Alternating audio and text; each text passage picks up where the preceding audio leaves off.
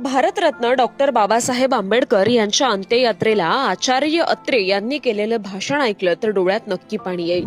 7 डिसेंबर 1956 रोजी बाबासाहेबांची अंत्ययात्रा राजगृहावरून खोदादात सर्कल, परळ ट्राम नाका, Elphinstone bridge, Gokhale road, Ranade road असा मार्ग कापत शिवाजी पार्क जवळील चौपाटीवर पोहोचली। लाखोंच्या संख्येनं लोक या अंत्ययात्रेत सहभागी झाले होते। मुंबईनं एवढी भव्य अंत्ययात्रा क्वचितच पाहिली होती। चौपाटीवर व्यासपीठ उभारण्यात आलं होतं, तिथे बाबासाहेबांचं पार्थिव ठेवण्यात आलं। या महामानवाच्या अंत्ययात्रेला राज्यभरातून तब्बल 5 ते 6 लाख लोक जमा झाले होते। क्रांती सूर्याला सरताना पाहून प्रत्येक जण ओक्साबोक्शी रडत होता।